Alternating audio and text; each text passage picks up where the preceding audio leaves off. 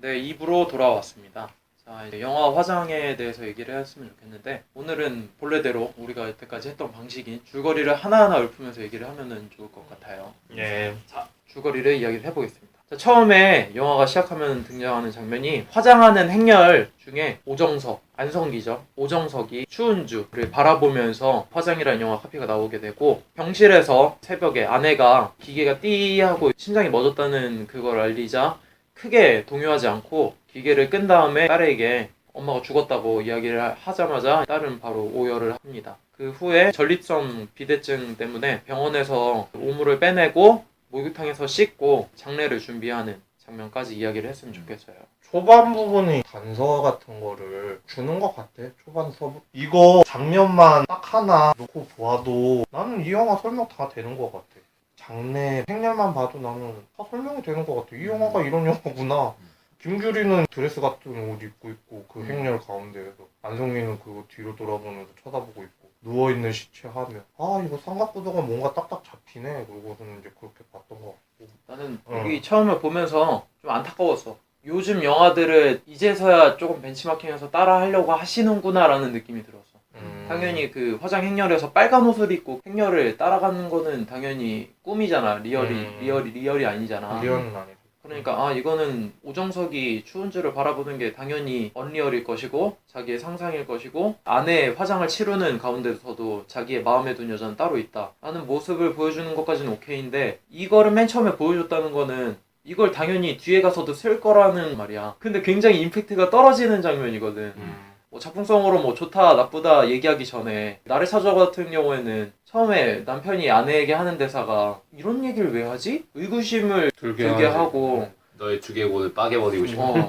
아니 왜 저럴까? 왜 저런 얘기를 할까? 근데 그걸 이해시키기 위해서 영화가 처음부터 끝까지 진행되잖아. 근데 이거는 뭐 이해건 뭐건 이미 뭐 아내가 죽던 말던 내가 마음에 드는 여자는 따로 있다 이걸 앞에서 보여줬으니 이게 너무 아쉽더라고. 너무 전형적인데다가 90년대? 2000년대 초반에 나왔으면은 이렇게 시작하네 영화가? 이랬을 것 같은데 지금에 와서 이렇게 시작하는 건 구닥다리 느낌이지. 구닥다리까지는 아니어도 그냥 임팩트 그런 거가 별로 없고 그냥 한 번에 다 끝난 것 같은데? 그러고서는 봤었던 것 같아. 그 장면. 구닥다리 맞지 뭐 요즘 화장행렬 저런 화장행렬이 어딨어 요즘. 구닥다리까지는 아닐 것 같아. 내가 근데 분명하게 얘기하고 싶은 건 나 화장이란 이 영화를 굉장히 감명 깊게 봤고 보고 되게 좋아했는데 굉장히 애정이 가니까 까는 거야 지금. 나는 무작정 까는 게 아니야. 이거는 무조건 얘기하고 싶어요. 나 무작정 이 영화가 정말 별로다라고 해서 까는 게 아니라 난 이 영화가 굉장히 마지막까지 마음에 들었는데 아쉽기 때문에 지금 까는 겁니다. 그리고 아내가 죽고 나서 몸이 건조하게 병실 기계를 끄고 딸한테 전화하고 다른 감정의 유동보다는 나한테 아픈 거를 먼저 해결하고 당연하다는 듯이 장례식 준비를 목욕탕에서 씻는 모습은 난 여기서 약간 홍상수의 느낌이 났어. 몸이 건조하게 딱히 설명 안 해주고 그냥 안성기 배우의 얼굴 속에 박혀있는 그 주름들과 몸에 달고 있는 그 병, 그리고 아내가 죽었지만 눈물도 흘리지 못할 정도의 이미 감정이나 끝까지 살아온 그 삶이 그 장면에 나한테는 다 느껴지더라고. 그래서 단순하게 아내가 죽었는데 뭐 이렇게 뭐 안 울고 크게 동요하지 않는 거 보니까 뭐 별로 사랑하진 않나 보다, 뭐 추은주가 좋으니까 뭐 그런가 보다, 그런 단순한 감정이 아니라 되게 복잡 미묘한 감정이 이 주인공 오정석을 감싸고 있었을 텐데, 그래서 이 초반 장면 화장 행렬 제외해서 앞에 두는 설정 자체는 굉장히 마음에 들었고 임권택스럽지 않은 느낌 때문에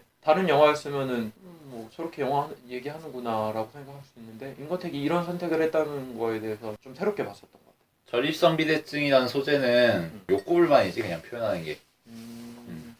그러니까 배우 이름도 뭐야? 안성기잖아. 이 남성 주인공이 욕구불만이고 결핍된 존재고 일탈을 꿈꾸고 있지만 그러지 못하다는 걸 표현하는 소재잖아.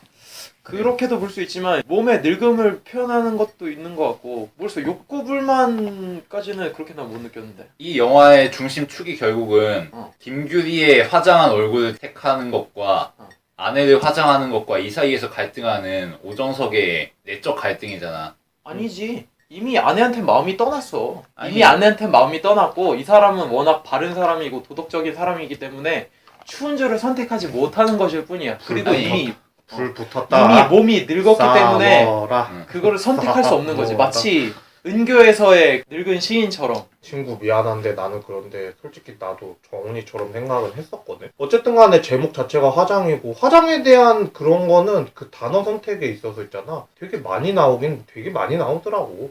여자의 화장도 얘기를 했지만 태우는 그런 화장도 있고 그리고 심지어는 직장 자체에서도 화장품 광고야. 막 하여튼간에 여기저기 거기에서 다 화장에 대한 그런 게 좀 나와서 그런데 극명한 대비 구도는 딱 이게 맞아. 사실 그러니까 그건 맞는데 음. 내가 얘기하는 거는 그 어. 전립선 비대증이 욕구 불만만 얘기하는 건 아니다. 그것까지는 아닌 것 같아. 이 영화 그리고 원작 소설에서 오정석의 내면 심리를 결국 보면은 추운 줄을 선택해서 나의 욕망을 실현하고 내가 진짜 바라는 것을 택해서 근데 그러지 않고서 그 모호한 선택을 하고서 자기 혼자 살아간단 말이야. 아내를 화장하고 정리하고 이 사이에서 발생하는 갈등은 나의 욕망을 솔직하게 실현하는 것과 그렇지 않고 나는 아내를 끝까지 간호하는 남편이고 불륜의 욕망, 일탈의 욕망을 컨트롤하면서 몸이 건조하게 장례를 수행하고 나에게 주어진 일을 수행하고 내가 해야 할 것을 하면서 씁쓸함을 곱씹는 역할을 수행할 것이냐 이런 어떤 예술가적이고 문학가적인 욕망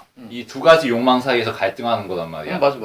그러니까 그 사이에서 보여지는 전립선 비대증이라는 소재는 굉장히 적절한 거지. 하여튼 그 후에 다시 영화가 과거로 잠깐 돌아갑니다. 아내가 이제 2차 암을 진단을 받고 이제 그 안성기가 손수 머리를 깎아주고 병실에서 간호를 해주고 소주를 마시면서 밤을 혼자 달래는 장면. 그 후에 엘리베이터에서 처음으로 추은주와 만나게 되고 오정석이 회사에서 어떤 지위와 능력을 갖고 있는지 브리핑되는 장면들이 좀 나오고 그 후에 엘리베이터에서 추은주와 손등이 맞닿으면서 무언가가 있다는 것을 암시하는 장면까지. 쓰잘데기 없는 이야기 한 가지 하자면은 그 의사가 2차 진단 내렸을 때 있잖아. 나 꼭 그거 같아서 막장 작가 있잖아요. 그 인성환. 아 맞아. 인성환 작가가 갑자기 생각난 게 그 원작이라든가 설정 자체가 2차 진단 난 건데 엑스레이 찍은 거 보여주면서 그렇게 얘기를 하는데 이제 새로 다시 생겼다는 듯이 얘기를 하잖아 그렇게. 근데 그거 보면서 꼭 의사 말투가 암세포도 세포인데 살아야죠. 뭐 이런 분위기로 풍기는 거야 나는. 갑자기 좀 이상한 데에 꽂히긴 했는데 아니 웃긴 막장 드라마 갑자기 찍으려고 하나? 난 그런 생각 들었었다니까? 그럼 말투 같은 거 들으면서? 그때 대화 내용이 그거였는데 암세포 치료했는데 왜 다시 나오냐. 다시 나오냐고 그러는데 이놈은 치료했던 놈이 아니라 또 다른 놈이라고. 뭐 또 다른 놈이라고. 그러니까 정확한 대사가 뭐 생명이란 게 왜 이게 생겼는지 말할 수 없는 것처럼 암세포도 왜 생겼는지 말할 수가 없는 거다 이런 얘기였지. 그런데 막 갑자기 임성환이 떠오르는 거야 거기서. 그럴 수도 있겠다. 난 갑자기 그래가지고 그거 뭐 그래 그렇다고 그러고 거기에서 이제 감정이 싹트고 그러는 거는 하도 고달퍼서 그런 것도 좀 있고 사는 게 또 낙이 없고 그러다가 어쩌다가 보니까 이제 젊은 대리와 어쩌다가 감정이 생긴 건데 서로의 감정이 아니라 짝사랑적인 감정이 생긴 거잖아. 그런 거 보면서 조금 불쌍하다라는 생각이 들었어 개인적으로. 다른 얘기인데 브리핑하는 장면이 있었는데 거기에 연극 배우들이나 익히 알고 있었는데 영화에 얼굴들은 다 알아. 잘 안 나오는 배우들이 좀 얼굴이 나와가지고 좀 많이 반가웠었어. 그러니까 이게 내가 알기로는 이게 제작을 하면서 좀 펀딩적으로 해가지고 크라우드 펀딩이라고 해가지고 관객들이 후원을 해준다거나 좀 그런 것도 조금은 있었나 봐. 그러면서 그 배우들 중에서도 임고택 감독님 작품이니까 한번 출연을 해보겠다 뭐 그런 사람들이 조금 있어서 그랬었던 것 같아. 그냥 지나가는 사람들이었으면 무게감이 떨어졌을 것 같은데 이런 배우들이 잠깐이라도 영화에서 얼굴을 비춰주니까 무게감이 살짝 실린 느낌이 있어서 믿고 신뢰하는 배우들 그런 배우들 위주로. 그리고 나서 다시 현재로 돌아와서 장례식을 치르게 되는데 눈물 하나 흘리지 않는 안성기와 그리고 회사 사람들을 맞이하고 장례식장에서도 일을 도와주는 추은주의 모습 그리고 식장에서도 회사 일에 컨펌을 해야만 하는 그런 상황들을 좀 읊어주는 장면이 나옵니다. 어떤 사람들은 리뷰 쓸 때 젊은 사람들은 절대 이해하지 못할 거라고 그런 식으로 쓴 리뷰가 하나 있었긴 했는데 다 인생의 고달프기는 나는 매한가지라고 생각을 했거든. 다만 그런데 좀 임권택 감독이 다루는 그런 기법이라든가 그런 게 구닥다리라고 얘기를 했을 만큼 우리 현대인의 입맛에 좀 안 맞는 부분도 솔직히 조금 있기는 한데 이런 부분 같은 거 보면은 나는 솔직히 조금 타협은 한 것 같아. 그냥 딱 봤을 때는 어쩔 수 없이 그 위에서 갑이 까라면 까야지 뭐 그런 식으로 갖다가 일을 하는 거기 때문에 어쩔 수가 없잖아. 배우 주현 씨가 잠깐 나와가지고 얘기를 해가지고 그렇게 전화통화하고 일하고 뭐 그렇게 해가지고 그렇게 하는데 공감이 돼. 딱 보면서 아까 전에 얘기했었던 그 장면서부터 그것까지 불쌍하면서 본 것 같아. 딸도 거기에서 부축이잖아. 뭐 엄마는 이랬는데 뭐 왜 그러는 거 아니냐 막 그런 식으로 얘기를 하는 것 같아서 여기에서도 스트레스 저기에서도 스트레스다. 그게 딱 공감이 돼. 공감이 되는데 리뷰를 왜 그렇게 썼는지는 모르겠어. 그런 게 나는 다 내포되어 있는 것 같아서 타협되어 있는 장면 같다. 약간 그런 느낌이었어. 그 장례식장에서도 일을 해야 되고 뭔가 결정을 해야 되는 상황이 단순하게 이 사람이 뭐 아내한테 마음이 떠나가지고 일하는 게 힘들지 않은 정도의 마음 상태다 뭐 그 정도만 얘기하는 게 아니라 계속해서 가볍게 가지 못하는 느낌? 후반 가서 가볍게 갑시다 뭐 이렇게 얘기를 하긴 하는데 이때까지도 아내가 화장될 때까지도 계속 마음에 어떤 갈등이 계속 자리 잡고 있는 것 같은 느낌이었어. 추은주냐 뭐 아내냐 아니면 뭐 추운자의 그 관계에서 내가 끌리는데 이걸 어떻게 해야 되느냐 그 고민이 있었던 것 같아. 좋으니까 좋은 대로 해야겠다. 아니야 참아야지. 그게 아니라 아 왜 좋아진 걸까? 그 생각이 아 왜 좋아졌을까 하필. 아내가 지금 화장을 해야 되는 상황이고 일도 바쁜 상황인데 장례 치르고 그래야 되는데 왜 저 여자가 왜 내가 좋아진 걸까? 그런 착한 사람의 고민 같은 게 들었던 것 같아. 그리고 나서 과거로 다시 또 돌아와서 아내가 자신이 키우던 개를 자신이 죽게 되면은 안락사 시켜달라고 얘기하고 남편은 걱정하지 말라고 그럴 거라고 그런 식으로 단박에 잘라서 얘기하는 장면이 나오고 회사 사람들과 회식을 하는 장면이 나옵니다. 추은즈가 와인을 마시고 춤을 추는 것을 안성기가 인상 깊게 보게 되고 안성기에게 와인을 추은즈가 선물하게 됩니다. 그리고 안성기는 계속 추은주의 모습이 아른거려서 2번이나 택시를 돌렸다가 길거리를 방황하는 장면까지. 원작에서는 아내가 걔를 안락사 시켜달라 이런 얘기가 없어. 근데 영화에서 추가된 거야. 근데 이런 것들이 몇 가지 있어. 예를 들어서 후반부에 뭐 아내가 내가 쓰던 물품들 다 뭐 소각해서 뭐 이런 거라든가 그런 식으로 추가된 대사들이 있단 말이야. 추가된 역할들이 있고. 근데 이런 거의 일관성을 보면은 이 주인공 오정석의 행동의 동기와 이유를 좀 설명해주는? 이게 좀 거슬리는 게 너무 설명충 같다 이거지. 사실 이런 장면들은 빼도 되는 거고 생략하고 넘어가도 되는 거고. 그치 원작에서는 없거든. 없음으로써 오히려 깔끔한 맛이 나고 근데 이런 게 추가되면서 오히려 설명충 같이 되고 좀 군더더기 같이 되고 그리고 결정적으로 나쁜 점이 뭐냐면은 이 오정석이라는 인물이 하는 행동들이 어떻게 보면 굉장히 좀 기이하고 좀 어떻게 보면 충격적일 수가 있잖아. 근데 그게 아니라 얘는 그냥 아내가 시켜서 혹은 추은주가 뭐 이렇게 얘기해서 그걸 그냥 수행할 뿐으로 나타나는 거란 말이야. 그러니까 이 주인공의 복잡 미묘한 심리를 제거해버리는 그냥 부탁받아서 하는 건데 뭐 어쩌라고가 돼버리는 거지. 그래서 이 점에서 좀 안 좋다고 생각했어. 원작을 본 적이 없었는데 이 안락사 시키는 장면은 크게 오르네 그러면. 그러니까 영화를 집중하는 데 있어서 도움이 되는 요소가 아니라 그냥 차라리 아예 별개 부수적인 요소가 돼버린 느낌. 편집을 해버렸어야 된다. 그러니까 그런 식으로. 괜히 안락사 시킴으로 해서 영화에 대해 더 집중하지 못하는 요소를 하나 끼워버리는 느낌이라 이 부분은 좀 추가를 그냥 아예 그냥 원작대로 없는 걸로 갖는 게 차라리 나았어. 그러니까 원작을 보면은 오정석이 안락사 시키고 안에 물품 처리하는 걸 보고 이 사람 약간 섬뜩한데? 라는 느낌을 좀 받을 수 있단 말이야. 근데 영화에서는 나 그렇게 나쁜 사람 아니야. 나에겐 알리바이가 있어. 왜냐면 아내가 나한테 부탁을 했거든. 이라고 변명을 할 수가 있거든. 갑자기 추리물로 가? 뭐 추리물이라기보다도 그러니까 감독이 주연 배우를 옹호하고 쉴드 쳐주기 위해서 넣은 느낌? 이런 게 좀 난단 말이야. 그래서 약간 좀 거슬렸어.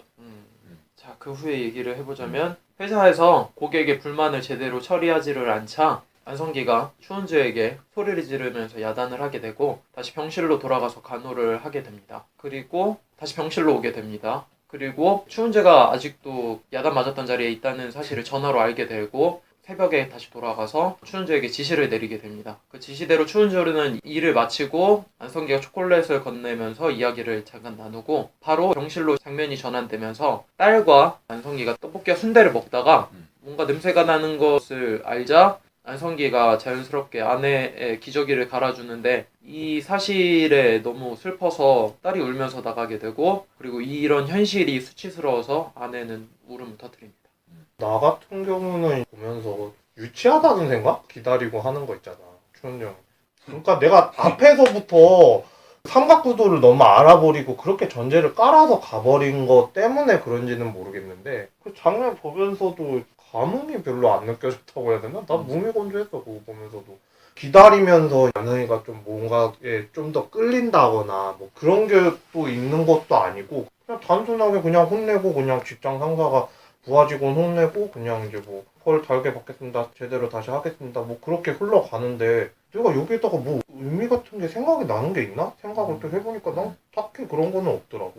야단칠 때는 약간 과민 반응한다는 느낌이 있어가지고 조금. 마치 널 갖지 못하면 부셔버리겠어 약간 이런 느낌. 그런 느낌만 조금 강해서 그럴 뿐이지 별로 그런 건 없었고 병실 장면이 딸이라든가 부인이라든가 안성기라든가 현실을 참 잘 그려낸 그런 장면인 것 같지. 이 중간에 좀 중요한 소재가 음. 부하 직원 중에 한 명이 오정석한테 홍보 시안을 보여준단 말이야. 한쪽은 뭐 장례식장에서. 장례식장에서 그랬지.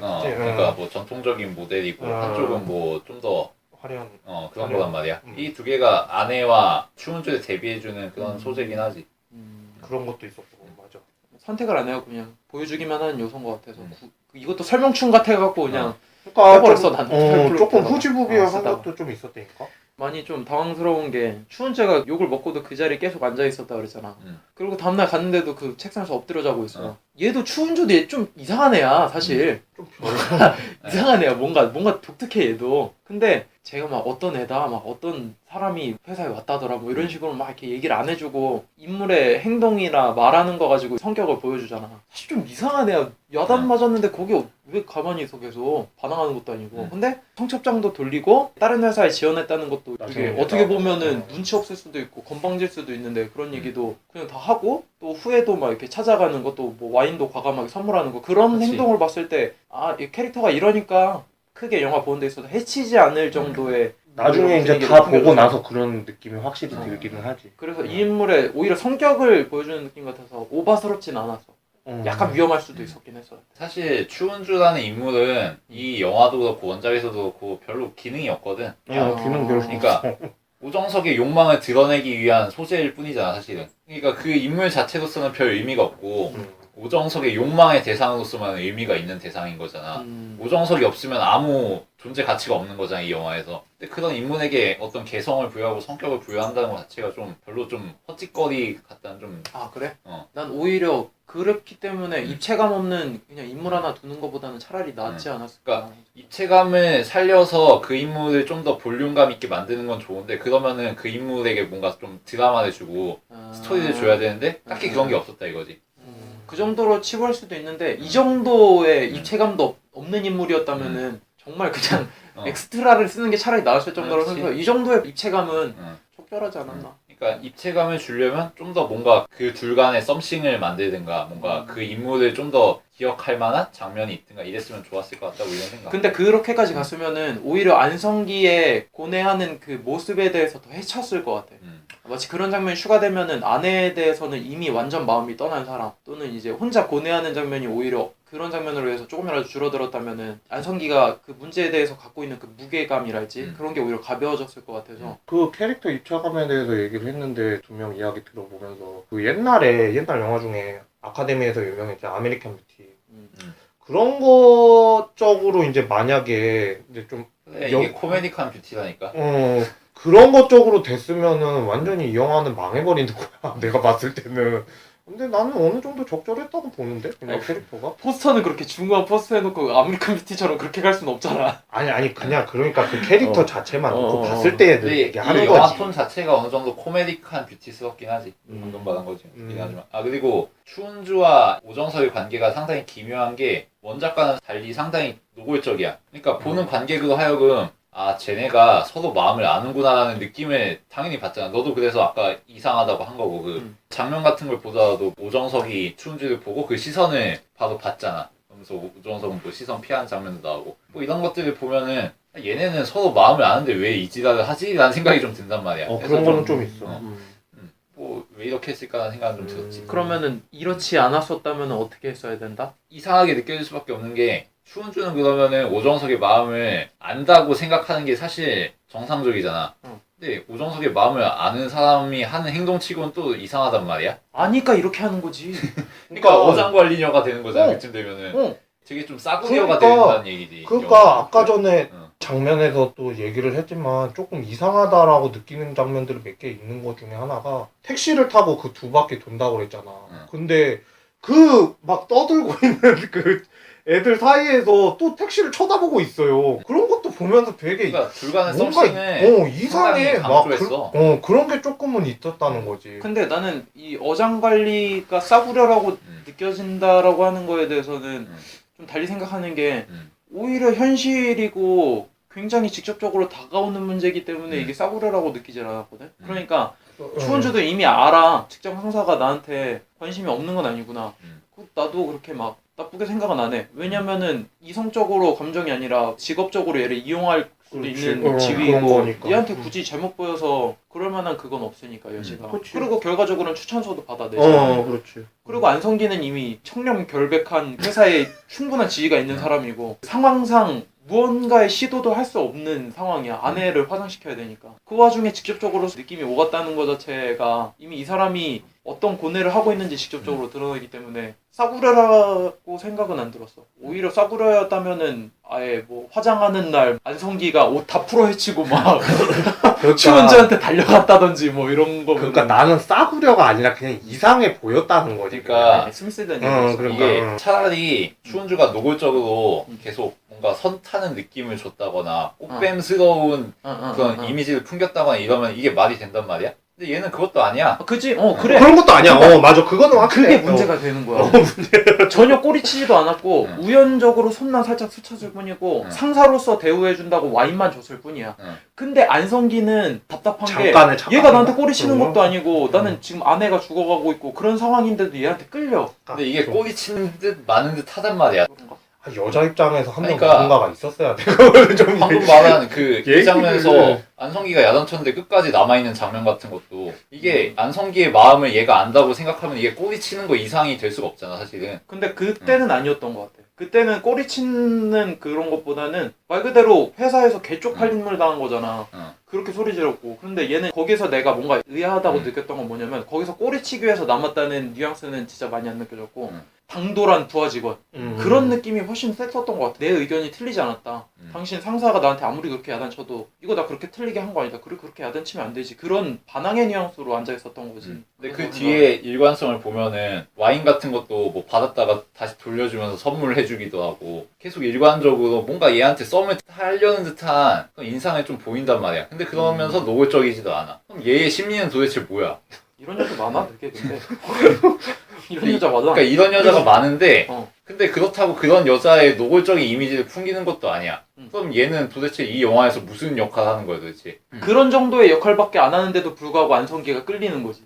네가 얘기를 했잖아. 기능이 아예 없다고. 난 그러니까- 그게 딱 맞는 것 같아. 그러니까 너가 얘기하는 게 그러니까 기능은 하나도 하나도 없는데 없어. 사족만 많은 거지. 꼬리치지 않는다. 꼬리치는 것도 아니지. 그냥 뭐 상사에 대한 예우고 어느 정도 그렇게 인간관계를 쌓는 그 정도임에도 불구하고 끌리는 그게 좀 그런 거지. 근데 사실 뭐 남자가 이러한 여자한테 끌릴 때는 느낌에서 끌린 거지 무슨 행동을 해서 끌린다 그런 건 없는 것 같아. 자, 그 외에 우리가 얘기했던 거를 확 뒤집는 사건이 벌어집니다. 추은주가 청첩장을 건네게 되고 안성기는 축의금을 바로 그 자리에서 주게 되고 일부러 출장을 1박 2일로 잡게 됩니다. 그 후에 출장에서 추은주의 동창의 무용 공연을 보고 그 거래처 사람들과 식사를 하고 혼자 모텔에서 자려고 하는데 화대하려고 하는 여성이 오는데 그냥 좋게 얘기하겠다고 하고 내보내고 혼자 맥주를 마시면서 밤을 지셉니다.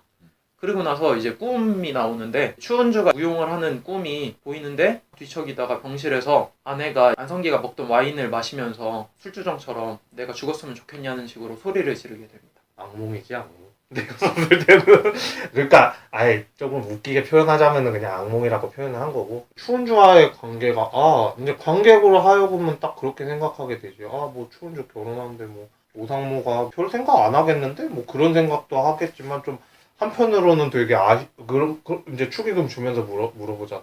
어떤 사람이냐 뭐 그런 거 물어보는 거 보면은 한편으로는 좀 아쉬운 감 없지 않아 있으면서도 그렇게 이제 표현을 하는 것 같아서 좀 그런 부분도 없지 않아 있었고 꿈 얘기를 했지만 무용 그런 거는 솔직히 나는 쑥 하고 패스를 한 것 같아. 둘이 뭐 특별하게 생각하는 거 있으면은 얘기를 하고 그거는 좀 쑥 넘어가서 꿈 같은 거 딱 봤을 때는 거기에서도 계속 복잡 미묘지. 한쪽에서는 화려한 여자가 있고 한쪽에서는 병이 들면서도 계속 그렇게 생각은 했을 거야. 아내의 그 심정이. 자기도 양심의 가책이라는 게 있으니까 계속 찔리는 거지 뭐.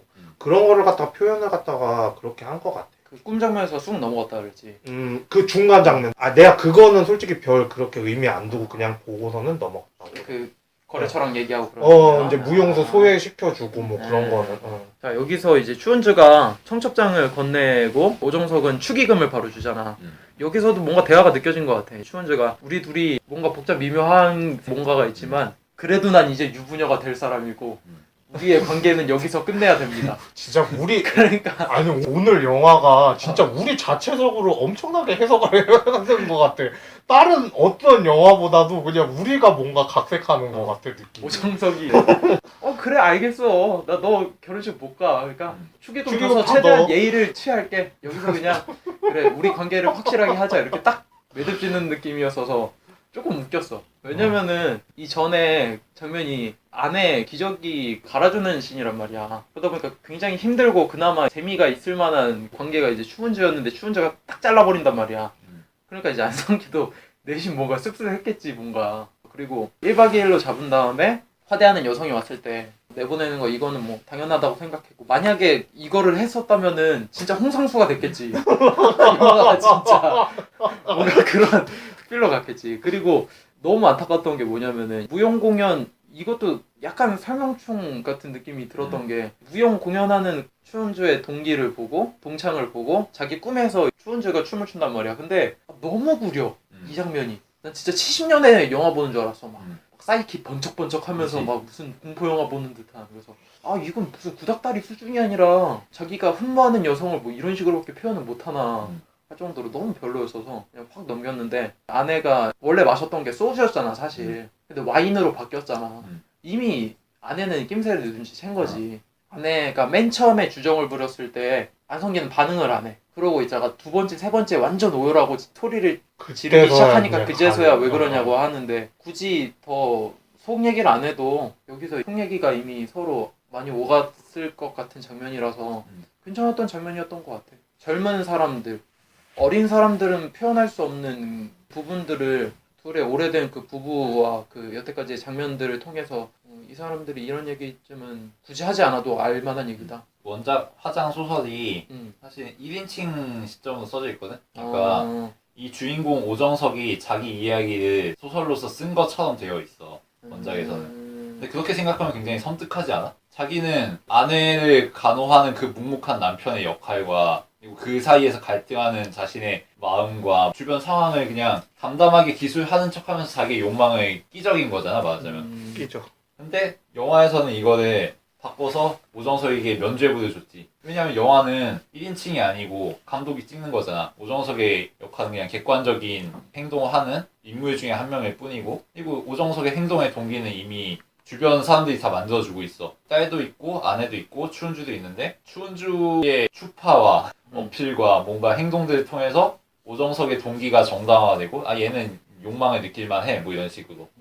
그리고 아내의 노골적인 대사들, 행동들 이런 걸 통해서 오정석의 행동이 또 정당화되고, 그리고 딸의 아버지에 대한 비난이라든가 뭐 그런 걸 통해서 오정석의 역할이 주변 인물들의 행동에 의해서 결정이 돼. 그런 걸 보면서 부자연스럽다는 느낌을 받았어. 이 소설 기준으로 하면은 이 새끼가 존나 변태라서 자기가 느낀 일, 겪은 일 이런 걸 소설로서 기술하면서 쾌락을 느끼는 놈이구나라는 인식을 받을 만한데, 이 영화에서는 그냥 주변 상황에서 휩쓸려 가고 주변 인물들이 말하는 대로 행동하면서 그냥 그 자리에서 그냥 자기 자리를 지키고 있는 좀 밋밋한 인물? 이런 게 돼버려서 그게 나도 좀 많이 안타까웠어. 그러니까 충분히 이럴 만한 사람이 현실에 없진 않을 거라고 생각을 해. 그러니까 부연 설명이 너무 많은 거지. 그냥 차라리 그냥 아내 병간호가 너무 힘들고 당연히 일처럼 느껴져서 그거에 대한 해방감으로 자연스럽게 갔다 정도만 얘기해도 되는데 너무 자기 행동이 도덕적으로 옳지 않은 건 알지만 나는 그 옳지 않은 선택을 할 수밖에 없는 주변 환경이 조성되어 있어. 뭐 이런 느낌이라. 근데 그런 역할을 하는 데 있어서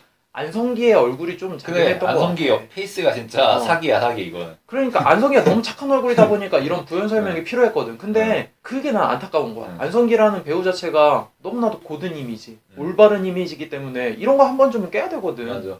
배우로서의 한계를 넘기려면 안성기를 선택함으로써 어쩔 수 없는 선택이었던 것 같아요. 조금. 아니면 좀 아예 연기 변신을 했던지. 아예까지도 아니지 사실. 몇 가지 좀 추격하거나 빼버리는 정도지. 자, 그 후에 아내와 안성기가 집으로 다시 귀가해서 비아그라를 먹고 아내와 잠자리를 하면서 추운즈를 떠올리는 장면이 나옵니다. 그 후에 추운즈의 결혼은 파혼이 나며 안성기와 추운즈가 식사를 하고 직장을 옮기겠다고 추운즈가 이야기하고 추천서를 병실에서 쓰게 됩니다.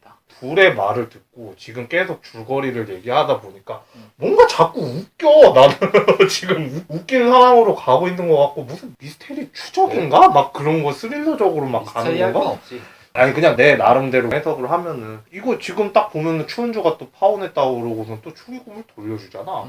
또 이런 장면들 보면은 또 아 다시 뭔가가 시작되는 건가? 그런 거를 또 1차에 뭐 방지하려고 앞에서 이제 잠자리를 같이 하고 뭐 상상하고 뭐 그런 게 나오는 거 아닌가? 뭐 그런 생각도 잠깐 이상하게 좀 들기도 하면서도 마지막으로 치닫고 있는 거잖아 지금 이 이야기 자체가. 근데 잠자리 가진 그 장면조차도 오상무라는 캐릭터가 되게 좀 무심한 것 같기도 하면서도 어떻게 해서든지 좀 관심은 가져주는 척은 하는데 뭔가 좀 아무런 감정이 느껴지지 않는 아내한테? 그런 거가 너무 많이 느껴져서 워낙 힘들다 보니까 의무적이 된 게 아닌가. 그런 의무적이라고 표현하는 게 맞는 것 같아. 그런 거가 조금 있었던 반면에 생각은 또 따로 가 있는 거 아니야. 상상 속의 그녀의 모습, 추은정의 모습이. 그런 거가 교차되는 거 보면서 파혼까지 했고 뭐 축의금 돌려주는 것까지 보면서 이제 또 다른 상황으로 파국으로 치닫는 거 아닌가? 그런 생각을 잠깐 하게 됐지.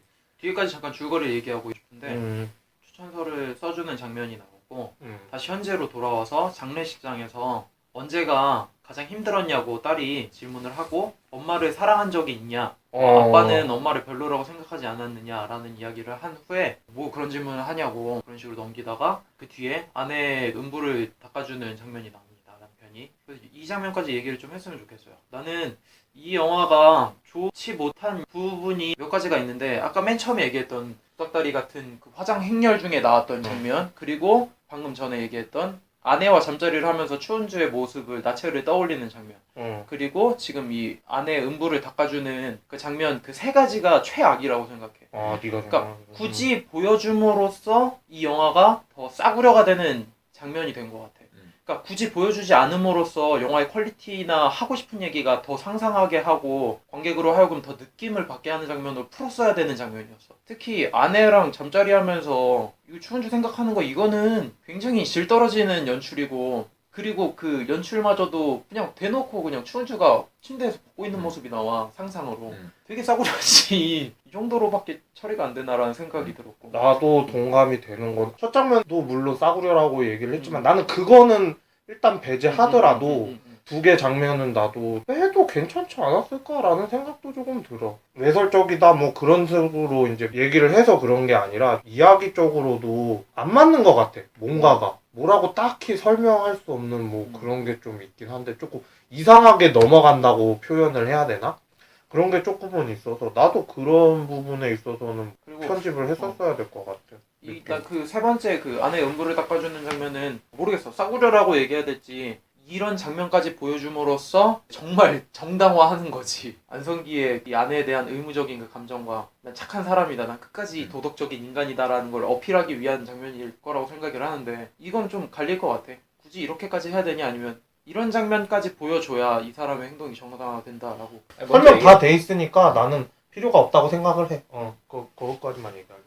그러니까 이 오정석이라는 인물 자체가 플롯상으로 쓰고 있는 탈은 아내에게선 이미 마음이 떠났지만 성실하게 간호를 수행하고 있고, 자기가 마음에 드는 여자가 있지만 그거에 대한 욕망을 자기가 컨트롤하면서 어찌어찌 자신의 길을 나가는 이런 사람의 탈을 쓰고 있잖아. 근데 이게 자기가 쓰는 소설이라니까? 좀 이상하지 않아? 결국엔 영화를 보지 말고 소설을 보라. 그러니까 어떻게 보면 자기 미화고 자기 포장일 수가 있는 거잖아 이거는. 그리고 그거를 영화로 만들었어. 영화에서 이 오정석이 물론 등장인물 중에 한 명으로 나오지만 만약에 감독이라고 생각해봐. 정말 끔찍한 장면은 방금 말한 아내와 섹스하는 장면이지.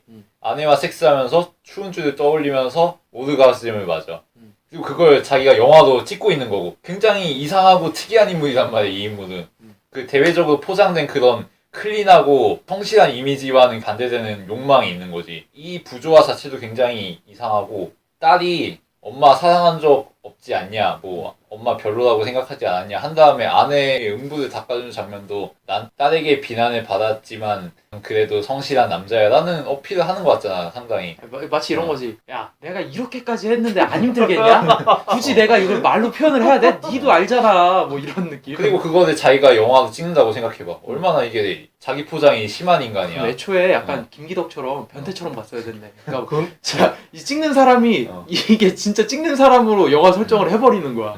그럼 뭔가 좀 독특한 영화가 나왔을 수도 있어.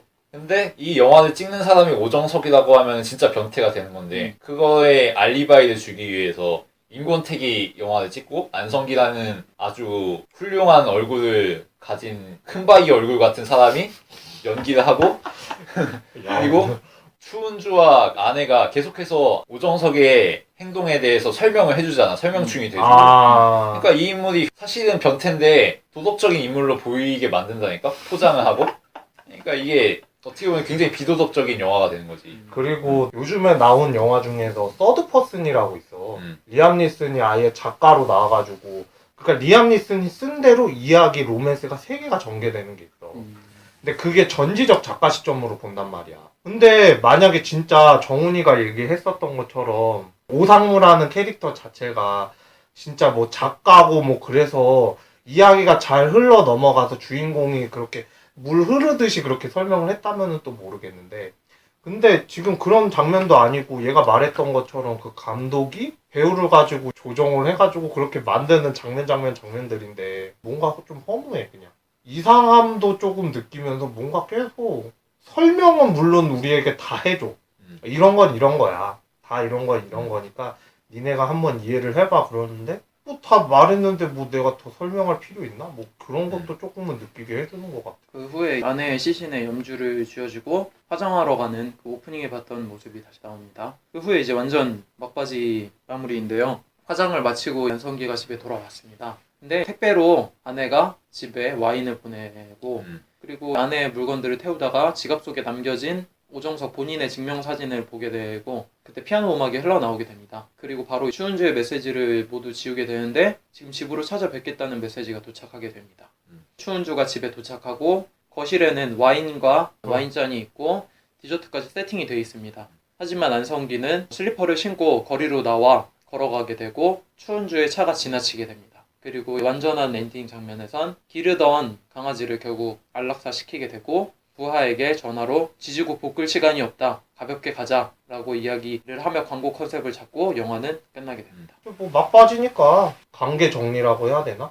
그런 거를 다 하게 되잖아. 아까 전에 얘기했듯이 뭐 유언 남기듯이 얘기한 것처럼 이제 그렇게 다 하고 사실대로 다 해. 그런 거 불 태우고 뭐 다 하고 다 하는데 추은주가 갑자기 문자 메시지 보내오고 만나자고 막 그러는데 여기서도 또 그 여자의 이상함을 좀 느끼기도 하면서 그러고서는 흘러가기는 하나 확실히 오상무가 마음을 딱 잡고 그런 것도 다 지워버리고 슬리퍼를 신고 바깥으로 나갔다는 거는 뭘 의미하냐 하면은 추은정과의 모든 관계를 끊고 나는 그냥 개인적으로 돌아가겠다라는 그 메시지 아니야. 그리고 안락사 시키는 장면은 물론 당연히 유언처럼 해주기도 하는데 마지막 장면에서 보면은 그 안에서 바깥으로 찍는 모습이 나온단 말이야. 바깥에서 통화를 하고 있잖아. 가게 안에서 촬영을 하면서 바깥에 오상무를 찍잖아. 원래 같았으면은 박차고 카메라 동선이 쭉 같이 가면서 마지막에 오상무를 확 분명하게 비춰줘야 되는데 문 사이, 유리 사이로 그렇게 비춰준 거 보면은 아직도 오상무가 뭔가에 대해서 갈등하고 있는 게 남지 않았나 해서 그냥 그 모습을 좀 가려주고 싶어서 나는 그렇게 찍었던 것 같거든. 아까도 얘기했지만 아내가 화장하면 내 물품 다 소각하라고 했잖아. 오정석은 그거 다 소각하고 이 영화에서 계속 보여지는 게 오정석의 행동은 다 이유가 있고 주변 인물들과 얽혀서 그런 거고 추은주하고의 관계도 사실 추은주가 유혹을 하는 듯한 존재로 그려지니까 오정석이 그거에 대해서 매력을 느끼고 발전이 나는 거는 당연한 것처럼 영화가 흘러가고 마지막 장면에서도 아내가 부탁했으니까 태우는 건 당연한 거고 아내가 걔 안락사 시켜달라고 했으니까 안락사 시키는 것도 당연한 거고 뭐 이렇게 된단 말이야. 이 주인공에겐 아무 책임이 없어. 맡겨진 일을 충실히 수행했고 그냥 도덕적인 남자로 남아. 근데 사실은 그게 아니란 거지. 사실은 그게 아닌데 영화에서 포장을 했단 말이지. 좀 불건전하다는 생각이 좀 들었어. 이 인물은 절대 그런 인물이 아닌데, 아니면은 차라리 원작 자체를 뒤집어서 이 인물이 정말 통속적인 그런 욕망으로 설명이 안 되는 존재고, 우리가 흔히 변태적이라고 말하는 기묘한 동기를 가지고 있는 사람이고, 그럼에도 불구하고 그것과 자기의 내면에서 갈등을 하느라 고심하는 일상적인 생활을 초극하는 예술적인 인물로 아예 그려졌으면 또 모르겠는데, 얘는 또 그렇지도 않아. 결국에는 일상의 소시민의 세계로 회귀하잖아. 굉장히 밸런스가 안 좋다고 해야 되나? 문학작품이나 영화에서 극단적으로 그려질 만한 예술적인 인물도 아니고, 그렇다고 무슨 그냥 평범하고 통속적인 소시민도 아닌 뒤틀린 욕망을 가진 존재인데 또 그럴듯하게 포장은 돼 있어. 위화감이 들고 괴리감이 느껴지고. 나도 여기서 애매한 게 스미스의 얘기에 완전 반대할 수도 없는 단서를 당했기 때문에 나도 여기서 얘기하기 애매해. 이 사람이 약간 다 합리화하면서 자기가 변태다 아니라는 식으로 몰고 가잖아. 근데 마지막에 강아지를 죽이는 장면만 아니었으면은 그 말이 맞아. 그래, 근데 강아지 안 죽일 수도 있거든. 근데 그러니까 강아지를 만약에 지금처럼 죽였으니까 진짜 이상한 변태 같은 인물이 돼버렸어. 자기 합리화만 시키면. 근데 만약에 죽이지 않았으면은 이 사람은 깨달은 인물로 다시 돌아왔을 거야. 그러니까 이 사람이 맨 처음에 집에 돌아왔을 때 선물을 받았었던 그 와인이 무슨 의미를 하냐면은 이건 무조건적으로 아내가 죽은 다음에 보낸 와인이잖아. 이제는 너가 마음에 두고 있는 사람이랑 잘 해봐라. 뭐 놓아주겠다. 그런 의미지 당연히. 그래서 와인을 그렇게 많이 보내줬던 거고. 그러고 나서 당연하다는 듯이 이 인물이 여태까지 그래 왔듯이 안에 물품을 태워. 근데 처음으로 음악이 나오는 장면이 지갑에서 자기 증명사진을 봤을 때 멘붕 온 것처럼 뭔가에 얻어맞은 것처럼 표정이 바뀌면서 음악이 그제서야 피아노 음악이 흘러나와. 여기서 이 인물이 이제서야 좀 뭔가 깨달았구나. 여태까지 환경이 주어지는 것, 어떤 계기에서 다 행동을 하다가 그걸 깰 만한 사건이 이거였던 거지. 아내가 이만큼 나를 사랑했구나. 나는 여태까지 의무적으로 당연히 상황이 이러니까 맨날 기저귀 갈아주고 맨날 닦아주고 힘들어 죽겠는데 감정이 없을 수밖에 없어지지. 그럼에도 이 여자는 날 사랑했고 사랑하니까 그 와인 보내주면서까지 알고 있으면서도 보내줬구나. 이 생각을 하게 된 거지 안성기가. 그래서 바로 이 영화가 여태까지 그려왔듯이 추운조의 메시지를 지우잖아. 근데 지우자마자 또 메시지가 와. 이 영화는 생각보다 바로바로 답이 빨리빨리 전개가 돼, 이야기가. 그러니까 이제 안성기가 의자에 앉아서 고민을 하잖아. 거기서 제일 흥미로웠어. 이제 안성기가 어떤 행동을 할까. 근데 방에 들어왔는데 그게 와인이 있고 디저트가 준비되어 있는 걸 보고 나는 사실 실망을 해서 거기서 결국 이렇게 되는구나라고 생각을 했는데 그 되게 멍청한 표정으로 혼이 나간 것처럼 슬리퍼 질질 끌면서 돌아다니잖아. 여기서 난 이제 이 영화의 백미라고 생각하고 가장 마음에 들었던 장면이었던 것 같아. 옛날에 에드워드 노튼 데뷔작이 뭐였지? 프라이멀 피어. 프라이멀 피어 맨 마지막에 보면은 리차드 기어가 완전 멘붕 상태에 이르러갖고 건물 밖에 딱 나온 다음에 건물이랑 리차드 기어랑 한 장면으로 딱 쳐다보면서 카메라가 그러면서 영화가 딱 끝나잖아. 그때 얻었던 충격이 여기서도 난 느껴지는 거야. 이 감정을 다루는 데 있어서 괜히 명감독이 아니구나라는 생각을 사실 했어 그때. 안성기가 그때 걸어가면서 드는 표정이 복잡 미묘한 표정과 그 감정들이 나한테도 동감이 되더라고. 여태까지는 내가 이런 원인과 결과에 의해서 계속 이런 삶을 살다가 그래도 이 사람은 결국 나를 사랑했었구나. 그런데도 나는 착하게만 살아야지라는 생각에서 자의적인데 주도적인 선택을 여태까지 못했구나. 남들과 다를 바가 없구나. 그러면서도 추운조를 그렇게 싫어하는 것도 아니야. 그런 자신은 또 미워. 그렇다고 추운조를 내쫓기에는 아직 좋아. 그러니까 그냥 와인 준비만 해놓고 마치 그런 거지. 물을 나그네한테 줬는데 당신한테 마음은 있지만 다가갈 수는 없어요. 그러니까 꽃잎 하나 띄워주는 거지 물에다가. 그런 뉘앙스로는 여운만 남기고 가는데 마침 추운조도 차로 지나가 버리고 안성기도 그냥 걸어가다가 멈춰버리고. 난 거기서 끝났으면 이 영화가 되게 명작이었을 거라고 생각을 해. 취하선보단 못하지만 그게 버금가는 최근 나온 임권택 감독의 영화 중에서. 근데 하필 강아지가 죽는 씬을 넣었단 말이지. 거기서 내가 생각했던 그게 다 무너지는 거야. 이 사람은 이제 자의적인 행동을 할 수 있는 사람이 되었고 여태까지 있었던 원인이 있었기 때문에 그 결과가 당연하다라는 그렇게밖에 살 수 없던 인물에서 변화가 된 거지. 주도적으로 자기가 선택을 해서 살 수 있는 사람이 되는 줄 알았는데 마지막에도 그런 선택을 해. 원인이 있으니까 결과가 있다. 그리고 강아지를 죽이고 그냥 가볍게 가자. 원래 자신의 모습처럼. 이제 다 떨어져 나갔으니까 별 고민하지 말고 그냥 가볍게 살자. 뭐 이런 뉘앙스였겠지. 그러면서 흘러나오는 촌스러운 음악.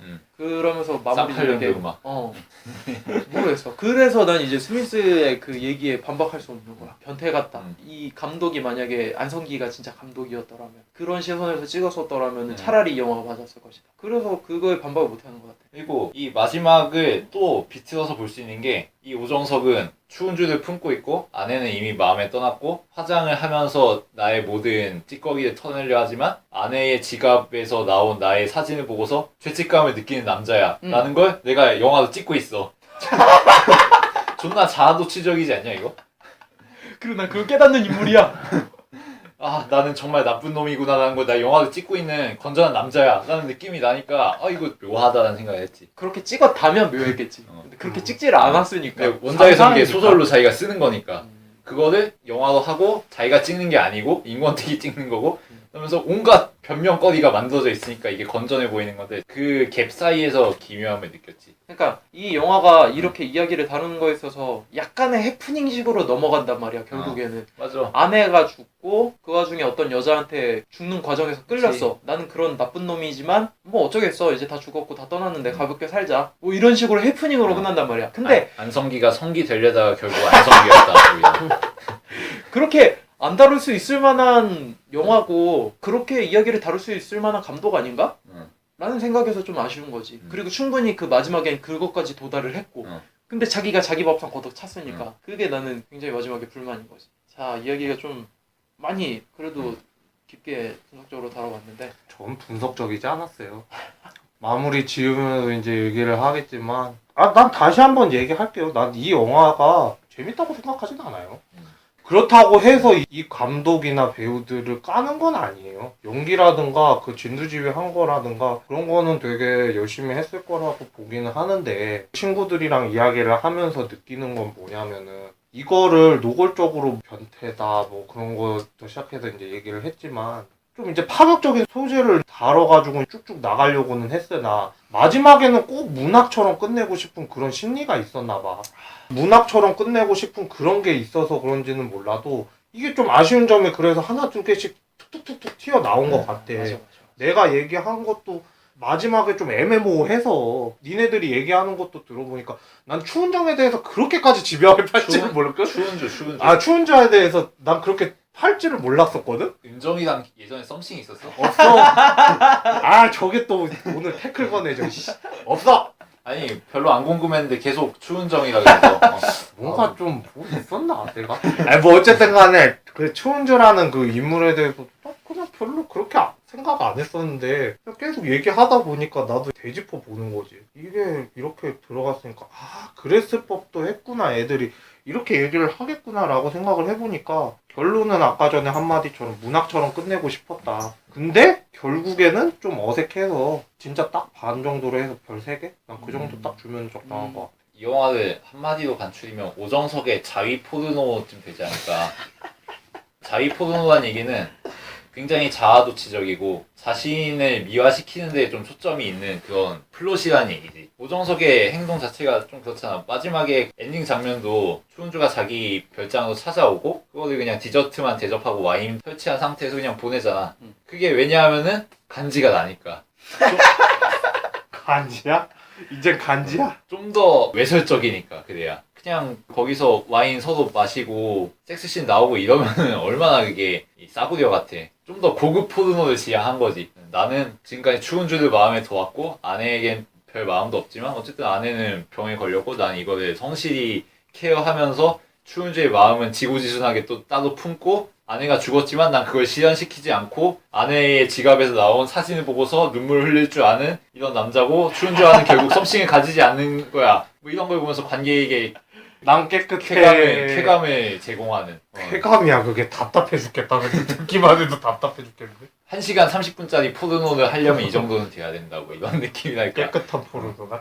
그런 느낌이라서 사실 점수를 좀 높게 주긴 뭐하고 아예 이 오정석이나 인물의 그런 욕망을 좀 더 노골적으로 드러내고 이 사람이 정말 변태적인 인물이고 뭔가 우리에게 울림을 줄 수 있는 인물이라는 걸 좀 더 그쪽에 포인트를 맞춰서 했으면 차라리 점수를 높게 주겠는데 이건 이 영화의 의도가 그게 아니란 말이야. 오정석은 클린한 인물이라는 식으로 그리는데 막상 세세하게 따져보면 별로 클린한 인물이 아니야. 그러니까 이게 밸런스가 깨진 거고 감독의 의도와 그리고 원작의 의도와 이 실제 그려진 양상이 좀 괴리감이 생긴 거지. 그 점에서 좀 실패한 부분이 있다고 보고 그래서 점수는 한 2개 반? 이 정도로. 2개 반도 높네.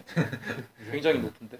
일단 이 작품이 영화판에서 굉장히 많이 영화화하려고 시도를 했던 소설이에요. 소설. 근데도 불구하고 많은 사람들이 좀 실패를 했다고 하더라고. 음. 착수하다가. 그래서 결국 임권택 감독이 카레 노래부터 시작해서 김훈 작가의 소설을 살펴보다가 결국에는 102번째 작품으로 갖고 온 작품인데, 임권택 감독이 아까 명주가 얘기하던 거에 있어서 문학으로서 영화를 계속 바라보는 느낌이다. 그 느낌이 확실한 것 같아. 여태까지 전작들을 보면 많은 작품을 본 건 아니지만 취하선을 제외하고는 대부분의 작품이 문학처럼 느껴졌어. 그치, 서편제도 그렇고. 마치 그냥 나레이션만 좀 있으면은 KBS에서 해주는 KBS 문학 소설 뭐 이런 그거 있잖아. 문학관.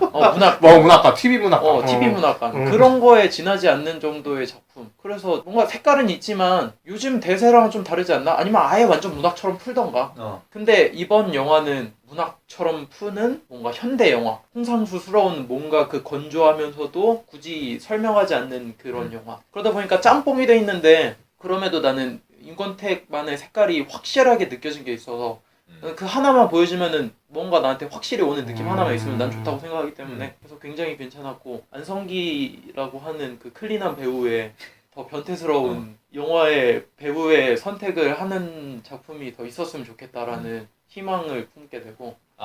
잠깐만. 맞다. 생각난 게 예전에 안성기가 임권택이랑 찍은 건지 모르겠는데 안개의 섬이라는 작품이 있어. 그게 나도 뭔지 알아. 안개마을. 안 그래. 그래. 근데 이게 익명의 섬이라는 이문열의 소설을 그 영화화한 거거든. 그게 뭔 안개마을. 내용이냐면은 정신 지체가 좀 있는 애가 마을에 새로 들어오는 여자들을 강간하고 마을 사람들은 그걸 묵인하고 여자들은 그 구조에 편입되는 뭐 이런 내용이야. 제목이 뭐라고? 안개마을. 안개 뭐 어쩌고저쩌고. 안개마을 맞을 거야. 근데 그거 주연이 안성기였거든. 그래? 거기서 맡은 변태 역할을 안성기가 했는데 이번 영화에서는 노골적인 장면은 없었지만 상당히 변태적이라면 변태적이지 않았을까. 표현 자체는 되게 잘 된 거 아니야? 아내하고 잠자리 가지면서 추운 줄을 생각하는 것만으로도 사실 상당히 변태적이긴 하지. 하지만 그때 그 표정은 정말 착한 남자가 어쩔 수 없이 하게 되는 그런 느낌이었어서 어쩔 수 없었어요. 관객들한테 얘기하는 뭐 그런 것도 좀 있고. 그런 걸 원하는 게 아니야. 마치 방자전에서 내가 더 맛있지 뭐 이런 느낌을 말하는 거야. 나. 환감 넘었어.